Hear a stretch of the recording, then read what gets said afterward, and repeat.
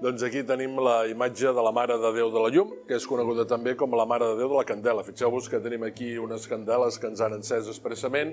El nen Jesús fins i tot porta una candela a la mà, els veiem somrients. La imatge és una escultura preciosa feta pel mestre Bohigas i és molt venerada pels electricistes, pels fontaners de la ciutat de Barcelona.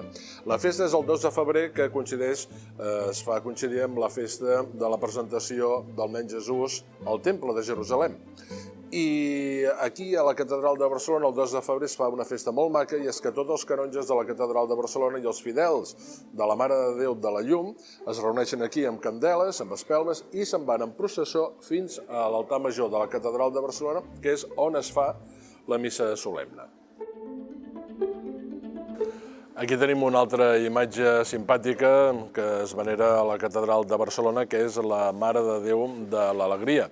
La podem veure aquí, la Mare de Déu somrient i el nen Jesús girat de cara. Bé, la festa de la Mare de Déu de l'Alegria és el dilluns de Pasqua. Aquí el dilluns de Pasqua els canonges i els fidels fan una pregària després de la missa. Antigament s'havia fet una celebració litúrgica. Bé, de què ve la llegenda que us vull explicar de la Mare de Déu de l'Alegria? Resulta que aquí s'explica que una parella, fa segles, es varen prometre amor, i la noia li va dir que si algun dia el noi es desdia de la promesa, el nen Jesús mai més li miraria la cara. Aquesta imatge abans es venerava al claustre de la catedral. Bé, van passar els anys, el cavaller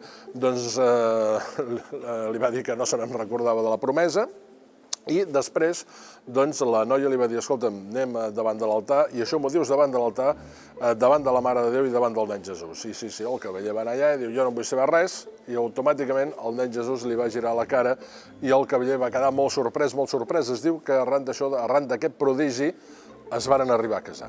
Bé, algunes parelles de Barcelona tenen per costum venir aquí, es prometen amor, davant de la imatge de la Mare de Déu de l'Alegria, que és del mestre Camps del 1945. Una forta salutació des del terrat de la catedral de Barcelona, aquí amb una vista impressionant del cimbori i amb el so de les campanes de fons, per desitjar-vos un bon any 2022, sobretot els redactors de Catalunya Religió, que porten molt bé a terme la seva tasca per aprofundir el tema de les diverses religions que hi ha a casa nostra, i també els seus lectors. Que tingueu un molt bon any 2022.